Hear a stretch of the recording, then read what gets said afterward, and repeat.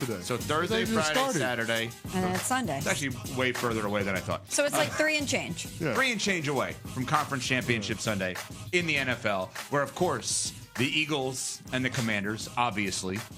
Think about, by the way, if you were to rewind the clock and we were going to do a draft in July, we're going to draft the best divisions in football, previewing the season that we currently are in. NFC or AFC North or NFC North, that's your 1-2, right? We would have done that? Probably AFC North over NFC North. Okay, so because we didn't AFC expect North- the Vikings to be as good as they were. Good point. So AFC North would have gone 1, NFC North maybe 2, Okay. AFC West 3. Yep. With Harbaugh entering the fray. Well, and and our show specifically for the AFC West probably would have gone higher. Why?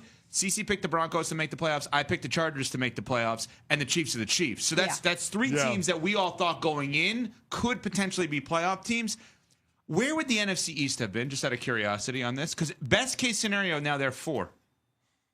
NFC West, I would say we probably would have put NFC West over there because the I- Rams were formidable. The 49ers were coming off of a Super Bowl run. Now, you had the Commanders in the playoffs. I was down on the 49ers, and I had the You were. Commanders in the playoffs. I actually had the Commanders winning the division. I was wrong, but I feel like I have a chance to you be. can take the win I on feel that. like I have a chance to be right You're gonna because take they the could win be on in the that. Super Bowl. Listen, saying that they would win the division is you intimating that they're going to be good and that they're going to be formidable, and they were. So you got it right. I like the spin that's being created here. If they go to the Super Bowl, we're still going to say you're wrong because they didn't win the division. You didn't get it right. You didn't believe in them. You didn't think they could So win they it. actually got farther than I thought Correct. they Yeah, would but get. that's technically wrong.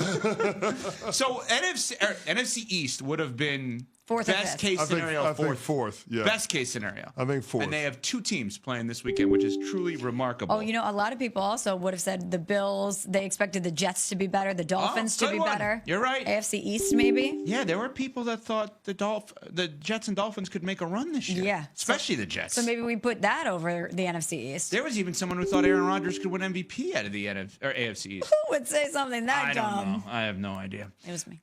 Anyway, so all of that to get to the Eagles and the Commanders this weekend and the pressure on the one team in the NFC East that I think universally everybody thought would be really good, the Philadelphia Eagles. Our teammate, Harry Douglas, co-host Freddie and Harry, weekdays 3P to 7P Eastern time here on ESPN Radio, had this to say about Jalen Hurts and the pressure he faces this weekend.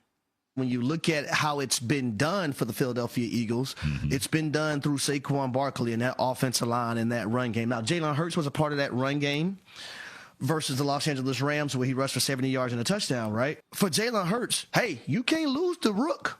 You can't lose to the young buck. Okay. You can't lose to the guy knowing that you have the better team. You can't lose to somebody because you've already been an MVP candidate in 2000 and what year was that? 22. Right. You've been to a Super Bowl. As great as he's been this entire season and throughout the playoffs, you can't lose to Jayden Daniels, man. Okay, so that's one side of it in terms of the most pressure. Good points, too. The other side of it is the lack of pressure. We're getting somewhere with this. Joe Fortenbaugh, ESPN Radio, noon until 3 Eastern time, had this to say about Josh Allen playing with house money this weekend. The pressure is all on Kansas City. Every last element of pressure applies to Kansas City. They're going for the three-peat, NFL history. Pressure's on them. Mahomes is trying to chase down Brady. Pressure's on him. 15-2, you're a 1 seed, you're at home. The pressure's on you as a 2-point favorite to win this game. And you lost to Buffalo earlier in the year. You want some redemption there. I'm looking at Allen. They got rid of Steph Diggs. They got rid of his starting center, Mitch Morse. They got rid of half his secondary in the offseason. We looked at this as a gap year. Yeah, they'll probably contend. People like me, idiots, picking the Jets to win that division, talking about how Miami might finally break through, how this year the Bills will probably be good, but they won't be great. They're here. They're on house money. The pressure on the Bills, no. Pressure on the Chiefs.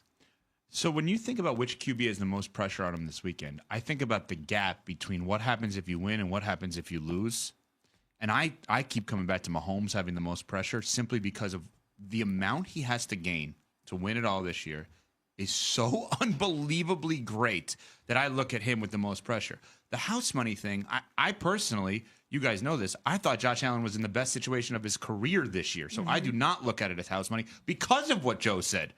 Because I didn't think he clicked with Steph Diggs. And clearly he did not, because look at the team this year. But which QB do you think has the most pressure on him this weekend? It's Jalen Hurts. Really? We don't have to overcook it. Yeah, he's going up against a rookie quarterback, even though we've acknowledged that the rules don't apply to Jayden Daniels as far as rookie quarterbacks go, but he has the superior team, and he has the requisite experience. They've been to a Super Bowl. They've won a conference championship game before. So experience has to matter. Home field has to matter. Having more talent has to matter. And if you're looking at it holistically from the Eagles' perspective, when is the team actually going to get better than what it is right now? Probably never. So if you don't get this done, then there are a lot of question marks around whether or not this Eagles team is going to miss its window to win a championship. And I don't remember a lot of teams that have opportunities to get to the championship rounds, miss out, and that actually eventually end up finishing the drill. See the San Francisco 49ers, if you don't believe me. Yeah. So that's the concern that I have around the Philadelphia Eagles long term. And then beyond that, you do have to contend with the Washington Commanders moving forward. They've got over $90 million in cap space. They got 8 draft picks, and they got a quarterback that's going to have his name on a short list of people that can win MVP in 2025. So there's an argument to be made that the Washington Commanders will be the team to beat in the NFC East moving forward. So if you're the Eagles, there's a ton of pressure to finish the drill this season. I hear you. There is a ton of pressure on the Eagles to finish the drill this season. And you can't, in theory, lose to a rookie quarterback. That does not sit well, especially not in Philly, especially when your team is this good. And they are stacked with talent. However, I disagree with our boss, Joe Fortenbaugh. I do not think that Josh Allen is playing with house money. In fact, I think Josh Allen has the most pressure on him than any quarterback left in the field. This is a guy who, since 2020, has been a staple in the playoffs. And he can't get over the hump. He can't beat the Chiefs. He can't beat Mahomes. He can't punch his ticket to the Super Bowl. He's playing the best he's ever played. The Chiefs are going for history with the three-peat. They won 15 games. Josh Allen has the most to gain, in my opinion. If you can finally slay that dragon, you can finally beat Mahomes and the Chiefs, and you do it in this year of all years, this year where they won 15 games and the road still goes through Kansas City to the Super Bowl, this year where history's on the line, this year, when you're playing the best you've ever played and you could be the MVP of the entire league, he's got a lot of pressure on him to get it done. Because the AFC, we never know when Josh Allen is going to be able to get back here. We assume, based on how good he is, that eventually it will happen. But we say that about Lamar. We say that about Joe Burrow. It doesn't feel like the Chiefs are going anywhere, obviously. I just don't know how many more opportunities he's going to get to be in this spot, and he needs to get over that hump. He needs to take advantage of this situation. Yeah, I think the opportunities to be in this spot is an interesting one because we could say that about a lot of people, right? Like, it's ridiculous to say, well, Jayden Daniels, take advantage of it now because you never know when you're going to get back, right? Dan Marino's sitting there advising him. Dan Marino would say that, like, ignore the fact that you've got years ahead of you. Yeah. Don't play into the house money thing. You have to operate as if this is the only time you will ever be in this situation because it's only going to get more difficult. Why? More pressure, more expectations. He will cost more money. Now, he's somebody that, based on his small sample size, I think they'll be fine. There's no reason to think he cannot outperform his contract. Yeah. Patrick Mahomes could make $100 million a year, and I still think he's underpaid. Because I think he can outperform that. Now, here's the interesting thing about Mahomes, because we keep talking about having an opportunity to do something that's never been done